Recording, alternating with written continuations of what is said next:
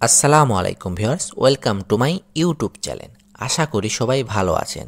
আজকে যে ভৌতিক ঘটনা বলবো সেটা আমার নিজ চোখে দেখা, কোনোদিন ভাবতেও পারি নাই এমন কোনো ঘটনার সম্মুখীন হব। কখনকার কোন বিপদ আসে তা তো কেউ আর বলতে পারে না। চলুন ঘটনাতে যাওয়া যাক। শহর ছেড়ে আমার মেজো চাচা, তিনি গ্রামে বাড়ি করেছেন। আমার চাচার দুই ছেলে ও এক মেয়ে। মেয়েটা সবার ছোট। বড় ছেলের নাম রাফি, ছোট ছেলের নাম সাফি। রাফি আমার থেকে 3-4 বছরের ছোট, তবে ছোট হলেও আমাদের বন্ধুর মতো সম্পর্ক। আমি চাচার বাড়িতে মাসে একবার হলেও বেড়াতে যাই। আমার গ্রাম খুব ভালো লাগে। রাতের বেলা চাঁদের আলোয় গ্রামের রাস্তায় ঘুরতে, মজা করতে আমার খুব ভালো লাগে। তাই আমি গ্রামে ছুটে যেতাম। একবার কি হয়েছে, শীতে চাচার বাড়ি বেড়াতে গেলাম। তখন আমি ইন্টারে পড়ি, সবে মাত্র কলেজে ভর্তি হয়েছি। আর রাফি তখন ক্লাস 9-এ পড়ে। সেবার চাচাদের গ্রামে কিন্তু একটা মেলা হচ্ছিল। আমি আর রাফি বিকেলে সেই মেলায় ঘুরতে গেলাম। অনেক বড় মেলা, অনেক কিছু মেলায় পাওয়া যাচ্ছে। আমরা নাগরদোলনাতে উঠলাম, অনেক কিছু খেলাম, কিন্তু তাড়াতাড়ি যে রাত হয়ে যাবে কখনোই আমরা ভাবতে পারিনি। এশার নামাজের যখন আজান পড়ল তখন রাফিকে বললাম, রাত হয়ে যাচ্ছে, এখন চল বাড়ি যাই। রাফি বলল, কি বলো যে ভাইয়া, এশার আজান দিল, বাড়ি যাওয়া এখনও দেরি আছে, চলো আমরা সার্কাস দেখি। আমিও ওর কথায় কিছু না ভেবে বললাম, চল আজকে সার্কাস দেখব। কিন্তু সার্কাস দেখা শেষ হলো যে রাত 12টা বাজবে তা কল্পনাই করি নাই। মেলা থেকে বের হয়ে বাড়ির দিকে হাঁটতে শুরু করলাম। তখন আমার মনে কেমন যেন ভয় লাগতে লাগলো। কারণ চাচা বাড়ি যে পথ দিয়ে যাব সে পথে একটা শ্মশান ঘাট আর একটা পুরনো কবরস্থান আছে। বুকটা ভয়ে দুরুদুরু করতে লাগলো। রাফিকে বললাম, তোর কারণে এত রাত হয়ে গেল। শীতের রাত, আকাশের জ্যোৎস্নার আলোয় দুজন পথ চলছি, কেউ নেই রাস্তায়। খা খা করছে রাস্তা, শীতের চাদরে কিন্তু কুয়াশায় ঢেকে গেছে রাস্তা। কি যে গা শিরশির করছে বলে বোঝাতে পারবো না। কাঁচা রাস্তার দুই পাশে খেজুর গাছ, কি একটা রহস্যময় হয়ে দাঁড়িয়ে রয়েছে খেজুর গাছ, মনে হচ্ছে কেউ দাঁড়িয়ে আছে বড় বড় হাত বার করে। গাছে রসের হাড়ি ঝুলছে। ধুলো ভরা রাস্তাটা চাঁদের আলোয় চকচক করছে, আর চারিদিকে কুয়াশায় গা ঢাকা। একেবারে হাঁটতে খারাপ লাগছে না, আবার কিছুটা ভয় ভয়ও করছে সামনে কি হয়। শ্মশান গেট আর কবরস্থান না পেরোনো পর্যন্ত ভয় যেন কাটছেই না। মনে মনে দোয়া পড়ছি আর হেঁটে চলছি। কিছুটা দূর থেকে শ্মশান গেটের ছোট একটা বাড়ির আলো চোখে পড়ল। তখন বুঝতে পারলাম সামনে শ্মশান গেট। আমার ভয়ে ভেতরটা কেঁপে উঠছে, আরও বেশি কাজ করতে লাগলো। ভয়ে জীবনটা শেষ হয়ে যাচ্ছে, মনে হচ্ছে আমি আর হাঁটতে পারছি না। জীবনে প্রথম এমন ভাবে রাতে শ্মশানের সামনে দিয়ে যাচ্ছি।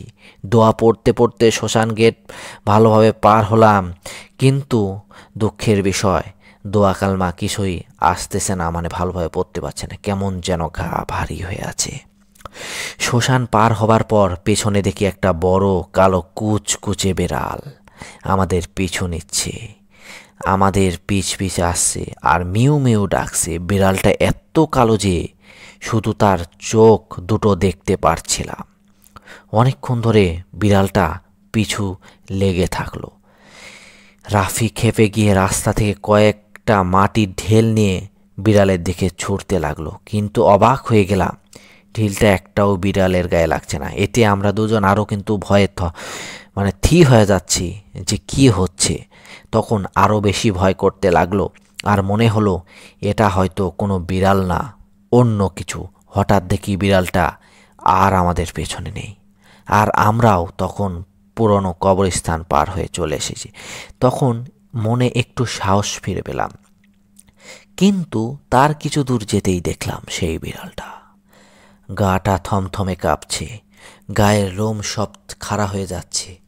জানি না সামনে কোন বিপদটাই আমাদের জন্য অপেক্ষা করছে। কিন্তু আবার আমাদের সামনে খুব ভয় পেতে লাগলাম, কারণ এবার বিড়ালটা অনেক বড় দেখতে পেলাম। এতে বড় বিড়াল আমি আগে কখনো দেখিনি, এত বড় ছিল বিড়ালটা। রাফি তখন বুঝে গেছে এটা বিড়াল না অন্য কিছু। রাফি বলল, ভাই কোনো দিক তাকাবে না, সোজা হাঁটতে থাকো, ভয় করো না ভাই। হঠাৎ যা দেখলাম, যা আমার চোখকে বিশ্বাস করতে পারলাম না। দেখলাম বিড়ালটার সামনে একটা বড় শিমুল গাছ উঠে পড়ল আর অনেকটা বড় আকৃতির ধারণ করলো। আমার দৃশ্যটা দেখার পর সারা শরীর কাঁপতে শুরু করলো। রাফিও ভয়ে সামনের দিকে এগিয়ে যেতে পারছে না।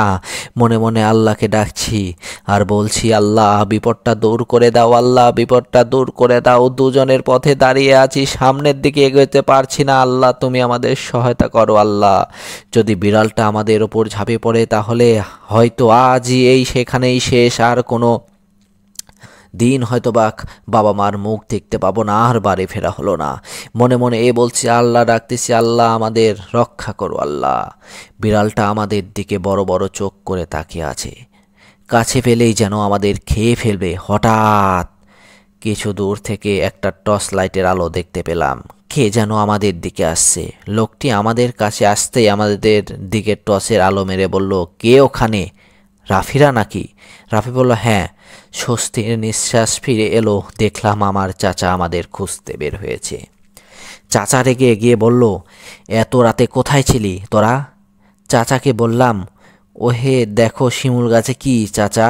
চাচা গাছের দিকে টর্চ লাইট মারল, কিন্তু কিছুই দেখতে পেল না। চারপাশে টর্চের আলো দিয়ে কোথাও সেই বিড়ালটাকে দেখতে পেলাম না। হাফ ছেড়ে বাঁচলাম। চাচার সাথে বাড়িতে এসে সব ঘটনা খুলে বললাম। চাচা সব কথা শুনে বলল, আজকে তোমরা অনেক বড় বিপদ থেকে বেঁচে গেছো, আল্লাহকে অনেক ধন্যবাদ। এরপর থেকে চাচা বাড়ি গেলে শ্মশান আর কবরস্থানের রাস্তার দিকে যাই না। আল্লাহকে অনেক শুক্রিয়া, সে দিন চাচাকে আমাদের খুঁজতে পাঠিয়েছিল। ঘটনাটা আজও আমাদের ভিত করে। এমন কিন্তু অজানা ঘটনা কিন্তু আরও অনেক আছে, সবার সাথেই কিন্তু ঘটে থাকে। তো আল্লাহকে লাখো শুক্রিয়া, আল্লাহ চাইলে সব কিছুই পারেন। সে রাত্রে আমরা অনেক বড় বিপদের হাত থেকে বেঁচে গেছি, এজন্য আল্লাহর কাছে লাখো শুক্রিয়া। তো ভিউয়ার্স, ঘটনাটা আপনাদের কেমন লাগলো? আমি ঘটনাটা বলার সময় আমার গায়ের লোম এখনও খাড়া হয়ে যাচ্ছিল। সেই রাতের কথা এখনও আমার মনে আছে, যা অনেক ভয়ঙ্কর। যা দেখেছি আপনারা দেখলেও বুঝতে পারতেন যে ঘটনাটা আসলে কি। তো ভিডিওটা ভালো লাগলে সবসময় থাকবেন, আর এতক্ষণ মন দিয়ে ঘটনাটা শোনার জন্য আপনাদের সবাইকে ধন্যবাদ।